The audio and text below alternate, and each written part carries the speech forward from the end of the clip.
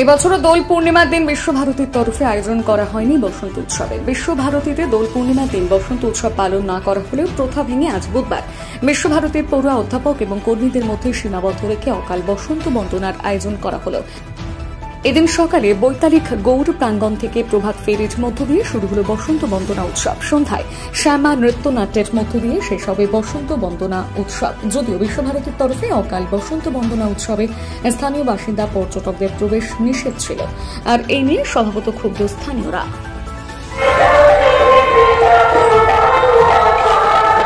শুধু বাইরে গাছে পাতায় আকাশে জলে নয়, প্রকৃতি আমাদের অন্তরে রয়েছে। আমি শুধু এইটুকুই আজকে উপলব্ধি করেছি, তা নইলে যাদের আমি প্রতিদিন অন্য ভূমিকায় দেখি সেই কর্মীবৃন্দকে আজকে এখানে নাচ এবং গান পরিবেশন করতে দেখে চমৎকৃত হয়েছে। আমি আরো চমৎকৃত হয়েছি যখন পল্লী সংগঠন বিভাগে একটি ছোট্ট শিশুকে অত্যন্ত সাবলীলভাবে এই স্টেজে নাচতে দেখেছি, যেন স্টেজ আর প্র্যাকটিসের রুমের মধ্যে কোনো পার্থক্য নেই। সেই জন্য আমাদের অন্তরেই প্রকৃতি রয়েছে।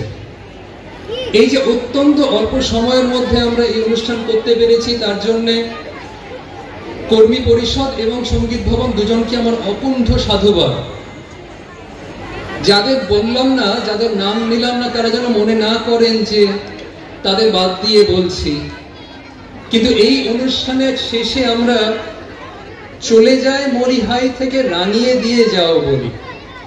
সেই রাঙিয়ে দিয়ে যাওয়ার একটু অনুরণন তুলে বলি যে এতদিনের প্রচেষ্টা, এত অল্প দিনের প্রচেষ্টা, পরীক্ষার মধ্যের প্রচেষ্টা, আমার মনে হয় তার একটা স্বীকৃতি দরকার, এবং সেই স্বীকৃতিটা আজকের বাকি দিনটার স্বাভাবিক সাধারণ কর্মবিরতি।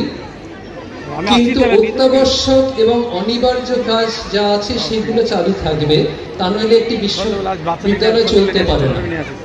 কিন্তু সাধারণ কর্মবিরতি প্রত্যেকে, যারা আজকে আমরা দর্শক ছিলাম এবং যারা স্টেজে নেচেছে, গান গেয়েছে, ছাত্র, শিক্ষক, কর্মী সকলের প্রাপ্য।